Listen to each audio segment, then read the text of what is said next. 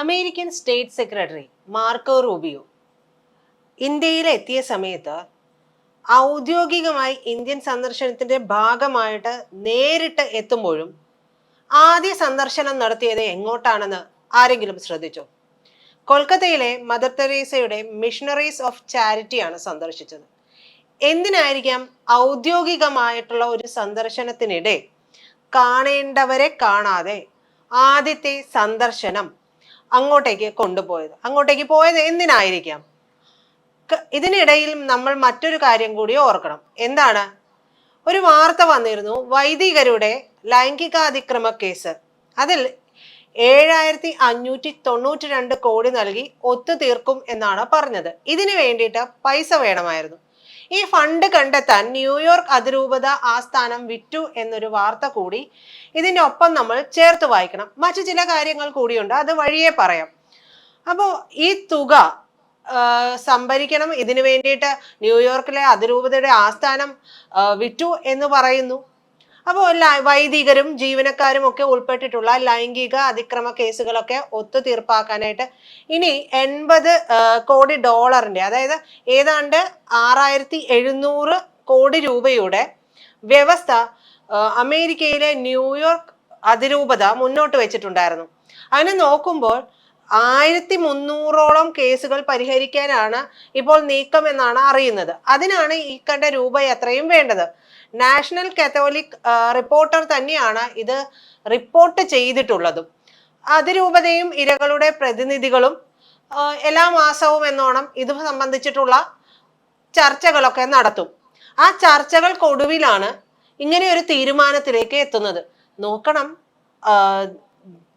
അതായത് ദൈവത്തിന്റെ സ്വന്തമായി മാറിക്കൊണ്ട് ജനങ്ങളിലേക്ക് ദൈവഹിതം അറിയിക്കാനായിട്ട് എത്തുന്നവരുടെ കാര്യമാണ് പറയുന്നത്. അവര് ലൈംഗികാതിക്രമ കേസുകളിൽ പെട്ടിട്ട് അത് ഒത്തുതീർപ്പാക്കാനായിട്ട് സഭയുടെ ആസ്ഥാനം വിൽക്കേണ്ടി വരുന്ന ഒരവസ്ഥ.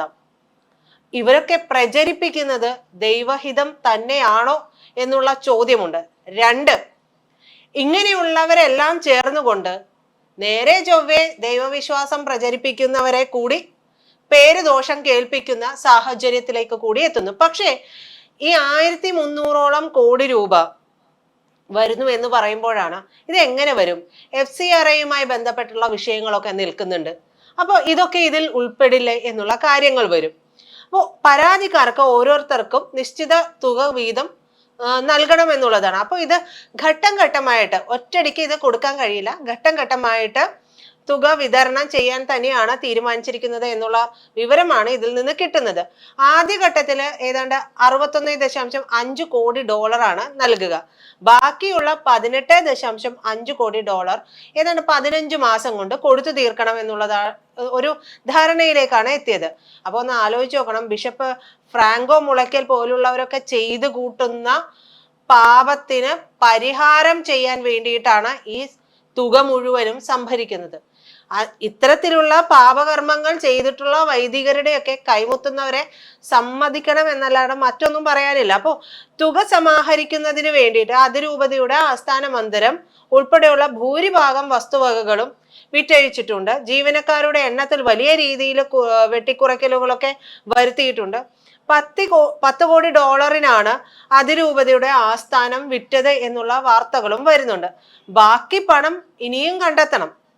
അപ്പൊ ന്യൂയോർക്കിലെ കത്തോലിക്ക സഭയും മിഷണറീസ് ഓഫ് ചാരിറ്റിയും ഈ പറയുന്ന ആത്മീയമായിട്ടുള്ള മേൽനോട്ടവും കാനോനിക്കൽ അംഗീകാരവും നേരിട്ടുള്ള ജീവകാരുണ്യ പ്രവർത്തനങ്ങൾ എന്നിവയിലൊക്കെ ഊന്നി രണ്ടുപേരും കൂടെ ചേർന്നുകൊണ്ട് ഒരു സഹകരണ ബന്ധം ഈ മേഖലയിലൊക്കെ നിലനിർത്തുന്നുണ്ട്. ന്യൂയോർക്കിലെ അതിരൂപത നഗരത്തിലുടനീളം നിരവധി കോൺവെന്റുകൾ നടത്തുന്ന സിസ്റ്റേഴ്സിന് അത്യാവശ്യമായിട്ടുള്ള ഒരു സഭാ പിന്തുണയൊക്കെ നൽകുന്നുണ്ട്. എന്ന് വെച്ചാൽ ന്യൂയോർക്കിലെ കത്തോലിക്ക സഭയുടെ സ്വന്തം കുഞ്ഞാണ് മദർ തെരേസയുടെ മിഷണറീസ് ഓഫ് ചാരിറ്റി എന്ന് വേണമെങ്കിൽ നമുക്ക് പറയാം. അപ്പോ നിങ്ങൾ വിചാരിക്കുക ഇതൊക്കെ എന്തിനാണ് ഇപ്പൊ പറയുന്നത്? കാര്യമുണ്ട്. അപ്പോൾ ഈ കേസ് തീർക്കാനായിട്ട് ഇനി 80 കോടി ഡോളർ വേണമെന്ന് പറഞ്ഞില്ലേ? മിഷണറീസ് ഓഫ് ചാരിറ്റിയിൽ നിന്ന് ഈയിടെയായിട്ട് വലിയ വരുമാനമൊന്നും കിട്ടാനില്ല. അപ്പോൾ ഈ സ്ഥലം വിൽക്കേണ്ടി വരുന്ന ഒരു സാഹചര്യമുണ്ട്. അപ്പൊ അത് വിൽക്കുക എന്ന് പറയുന്നത് അത്ര നന്നായിട്ടുള്ള ഒരു കാര്യമല്ല. അത് ഒഴിവാക്കാനും കൂടിയാകണം കഴിഞ്ഞ ദിവസം ന്യൂയോർക്കിൽ നിന്ന് മാർക്കോ റൂബിയോ നേരെ മിഷണറീസ് ഓഫ് ചാരിറ്റിയിലേക്ക് വച്ചു പിടിച്ചത് എന്നുകൂടി പറയപ്പെടുന്നുണ്ട്. അപ്പോൾ ഈ പറയുന്ന ആളുകളൊക്കെ ചെയ്യുന്ന പാപങ്ങൾക്ക് വേണ്ടിയിട്ടുള്ള പണം എങ്ങനെ കണ്ടെത്തുന്നു എന്നുള്ളത് ഒരു പ്രധാനപ്പെട്ട കാര്യമാണ്. മാത്രമല്ല ഈ പണമെല്ലാം കണ്ടെത്തുമ്പോൾ എങ്ങനെയാണ് ഈ FCRA പോലുള്ള ബില്ലുകളൊക്കെ വരുമ്പോൾ എന്തുകൊണ്ടാണ് സഭയൊക്കെ ഇത്രയധികം, നമ്മളെപ്പോഴും പറയും ഈ പറയുന്ന പൊളിറ്റിക്കൽ ഇസ്ലാം ഇതിനെയൊക്കെ എതിർക്കും എന്നൊക്കെ പറയുന്നുണ്ടെങ്കിൽ പോലും FCRA പോലൊരു ബില്ല് വന്നപ്പോൾ അത് ഏറ്റവും അധികം നൊന്തത് സഭകൾക്കാണ്. സഭയാണ് നഖശിഖാന്തം ഇതിനെ എതിർത്തത്. അപ്പൊ എങ്ങനെയാണ് ഇതിനൊക്കെ ഒരു ആശങ്ക വരുന്നതിന്റെ ഒരു ഭാഗമാണിത്. കൂടാതെ ഈ നമ്മൾ പറഞ്ഞതുപോലെ മിഷണറീസ് ഓഫ് ചാരിറ്റി മദർ തെരേസയുടെ പേരിലാണ് ഏറ്റവും പ്രശസ്തമായിട്ടുള്ളത്. അപ്പൊ കാലങ്ങളായിട്ട് ഈ സേവന ശുശ്രൂഷ എന്ന പേരിൽ ചെയ്യുന്ന ചില കാര്യങ്ങളുണ്ട്, മതപരിവർത്തനം ഉൾപ്പെടെയുള്ള കാര്യങ്ങളും ഒക്കെ നൽകുന്നുണ്ട്. ഇതെല്ലാം ചെയ്യുമ്പോഴും ഇതിനൊക്കെ ഫണ്ട് ആവശ്യമാണ്. ഇതിന് ആവശ്യമായിട്ടുള്ള ഫണ്ട് ഉൾപ്പെടെ വരുന്നതും ഇത്തരത്തിലുള്ള മാർഗങ്ങളിലൂടെയാണ്. അപ്പൊ ഫണ്ട് കാണിക്കാൻ അപ്പൊ നിങ്ങൾ ചോദിക്കും ഹൈന്ദവ സംഘടനകളുടേതില്ലേ? ഹൈന്ദവ സംഘടനകളുടേതെല്ലാം ഓഡിറ്റിങ്ങിന് വിധേയമായിട്ട് തന്നെയാണ് പ്രവർത്തിച്ചു കൊണ്ടിരിക്കുന്നത്. നമ്മൾ പലപ്പോഴും പറയുന്നത് പോലെ നേരത്തെ പറഞ്ഞല്ലോ, ഇസ്ലാമിക സംഘടന പല സംഘടനകൾക്കും അങ്ങനെയാണെങ്കിൽ കുരുപൊട്ടാം, പക്ഷെ അവർക്കൊന്നും പൊട്ടാനില്ല. കാരണം എല്ലാം ഇപ്പോൾ ഏതാണ്ട് ഓഡിറ്റിങ്ങിന് വിധേയമായി തന്നെയാണ് പോയിക്കൊണ്ടിരിക്കുന്നത്. അവിടെയാണ് ഈ സഭയുടെ കടന്നാക്രമണം മുഴുവനും എല്ലാവരുടെയും ശ്രദ്ധ ആകർഷിക്കുകയും ഒക്കെ ചെയ്തിട്ടുള്ളത്. അപ്പോൾ അമേരിക്ക കേന്ദ്രമാക്കിയിട്ട് ഇന്ത്യയിലെ ക്രൈസ്തവ സഭകൾക്കൊക്കെ പിന്തുണ നൽകുന്ന വലിയൊരു സംഘമാണ്, അല്ലെങ്കിൽ വലിയൊരു ലോബി തന്നെ പ്രവർത്തിക്കുന്നുണ്ട്. അപ്പൊ ഇന്ത്യയുടെ ക്രൈസ്തവവൽക്കരണം ലക്ഷ്യമിട്ട് പ്രവർത്തിക്കുന്ന ചില സംഘടനകളും ഒക്കെ ഇതിലുണ്ട്. അപ്പൊ അമേരിക്കൻ ഗവൺമെന്റിൽ സമ്മർദ്ദം ചെലുത്തി ഇന്ത്യൻ ഗവൺമെന്റിനെ സ്വാധീനിക്കാനായിട്ടും ശ്രമിക്കാറുണ്ട്. കൂടാതെ മാർക്കോ റൂബിയോ എങ്ങനെയാണ് ഈ ചാരിറ്റി മദർ തെരേസയെ സ്ഥാപിച്ച് അല്ലെങ്കിൽ അവരുടെ പേരിൽ പ്രശസ്തമായിട്ടുള്ള ഈ ഒരു സംഘടന സന്ദർശിച്ചത് എന്നുകൂടി നോക്കണം. ആ സമയം FCRA നിയമം കേന്ദ്ര സർക്കാർ വളരെ കൃത്യമായിട്ട് നടപ്പിലാക്കാൻ പോകുന്ന സമയത്താണ് റൂബിയോ ഇവിടെ വന്ന് വിമാനം ഇറങ്ങുന്നത്. അത് ന്യൂഡൽഹിയിലല്ല, കൽക്കട്ടയിലാണ്. എത്രമാത്രം സ്വാധീനം അപ്പോൾ ഈ പറയുന്ന അമേരിക്കയിലെ ഇത്തരത്തിലുള്ള ലോബികളും അമേരിക്കയും ഇത്തരത്തിലുള്ള ചാരിറ്റി സഭകളും തമ്മിലുണ്ട് എന്ന് കൂടി നമുക്ക് ഇതിൽ നിന്ന് മനസ്സിലാക്കാം. മറ്റൊന്ന്, ബംഗാൾ ഇലക്ഷൻ നടക്കുന്ന സമയത്ത് April 16 Missionaries of Charity Mamata ബാനർജിയെ സന്ദർശിക്കുകയും ചെയ്തിരുന്നു. അതിനുശേഷം ബംഗാളില് BJP അധികാരത്തിലെത്തി.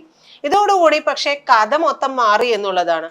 റൂബിയോയുടെ വരവിന് പക്ഷെ ഒരുപാട് ലക്ഷ്യങ്ങളുണ്ട്. 60 വർഷങ്ങളായിട്ട് ബംഗാൾ കടലിടുക്കില് അമേരിക്ക ഒരു കൃത്യമായ സ്വാധീനത്തിന് ശ്രമിച്ചുകൊണ്ടിരിക്കുകയാണ്. അപ്പോൾ ഷെയ്ഖ് ഹസീനയെ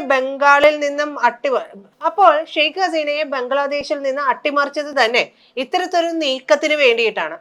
പക്ഷെ BJP വേണമെങ്കിൽ നമുക്ക് ഒരു മുഴം കയറ്റി കളിച്ചു എന്നൊക്കെ പറയാം. ബംഗാളിൽ അധികാരത്തിൽ വന്നതിന് ശേഷം അധികം വൈകാതെ തന്നെ BSFന് ഈ അതിർത്തി പ്രദേശങ്ങളെല്ലാം വിട്ടുകൊടുത്തു. ഇവിടെ നോർത്ത് ഈസ്റ്റിൽ മണിപ്പൂർ ഒഴികെ ബാക്കി എല്ലാ സ്ഥലത്തും വിഘടനവാദം അടിച്ചമർത്താനായിട്ട് കഴിഞ്ഞിട്ടുണ്ട്. ബംഗാൾ കടലിടുക്കിൽ പ്രത്യേക നേവൽ ബേസ് നമ്മൾ വർദ്ധിപ്പിച്ചുകൊണ്ടിരിക്കുന്നു. ചിക്കൻ നെക്ക് ആയിട്ടുള്ള സിലിഗുരി കോറിഡോറിൽ ആർമി പോയിന്റുകൾ നമ്മൾ വർദ്ധിപ്പിച്ചിട്ടുണ്ട്. അങ്ങനെ ഈ മേഖലയിലെ സകല മേൽക്കൈയും നേടിയിട്ടാണ് US സെക്രട്ടറിയെ ഇന്ത്യ വരവേൽക്കുന്നത്. അപ്പോൾ ആദ്യം തന്നെ മിഷണറീസ് ഓഫ് ചാരിറ്റി സന്ദർശിച്ച റൂബിയോയ്ക്ക് ഡൽഹിയിൽ തണുത്ത സ്വീകരണമാണ് ലഭിച്ചിട്ടുള്ളത്. അപ്പൊ റൂബിയോ ഇനി ക്രൈസ്തവ മിഷണറിമാരുടെ പ്രശ്നങ്ങൾ ഒക്കെ പറഞ്ഞ് പൊടിയും തട്ടി പോകാനുള്ള സാധ്യതകളും, അപ്പൊ അങ്ങനെയാണ് പോകാനുള്ള സാധ്യതയൊക്കെ ഉള്ളത്. എന്തായാലും ഇത്തരത്തിലുള്ള നീക്കങ്ങളെല്ലാം നടക്കുന്നത് ഈ പറയുന്ന പ്രശ്നങ്ങളെല്ലാം തന്നെ നമ്മുടെ ഇന്ത്യയെ കേന്ദ്രീകരിച്ച് നടത്തുന്നതാണ്. വലിയ രീതിയിലുള്ള ഒരു മതപരിവർത്തന ലോബി ഇന്ത്യക്കുള്ളിൽ പ്രവർത്തിക്കുന്നുണ്ട്. ഇവരെല്ലാവരും പലരും നല്ല രീതിക്ക് വേണ്ടിയുള്ള കാര്യങ്ങൾ ചെയ്യുമ്പോഴും ഭൂരിഭാഗം സംഘടനകളും ഇതിനെല്ലാം വേണ്ടിയിട്ട് തന്നെ ശ്രമിക്കുന്നുണ്ട്. അപ്പോൾ ഈ പറയുന്ന സഭയെ, അതായത് ഒരു ഔദ്യോഗിക സന്ദർശനത്തിനെത്തുന്ന US state secretary Marco Rubio ആദ്യമേ പോയത് ഇന്ത്യയുടെ പ്രതിനിധികളെ കാണാനല്ല, മറിച്ച് കൊൽക്കത്തയിലെ മിഷണറീസ് ഓഫ് ചാരിറ്റി സന്ദർശിക്കാനാണ്. അങ്ങനെ സന്ദർശിക്കാൻ പോയിട്ടുണ്ടെങ്കിൽ അതിന് പിന്നിൽ കൃത്യമായ ലക്ഷ്യങ്ങളുണ്ട്. കാരണം ഒരു ഔദ്യോഗിക സന്ദർശനത്തിൽ പാലിക്കേണ്ട ചട്ടങ്ങളുണ്ട്. ആ ചട്ടങ്ങൾ ഇവിടെ പാലിച്ചിട്ടില്ല എന്നാണ് മനസ്സിലാക്കാൻ കഴിയുന്നത്. വരും ദിവസങ്ങളിൽ നമുക്ക് ഇതിന്റെയൊക്കെ കൃത്യമായ റിപ്പോർട്ടുകൾ, വിവരങ്ങൾ ഒക്കെ ലഭിക്കുമെന്നാണ് പ്രതീക്ഷിക്കുന്നത്.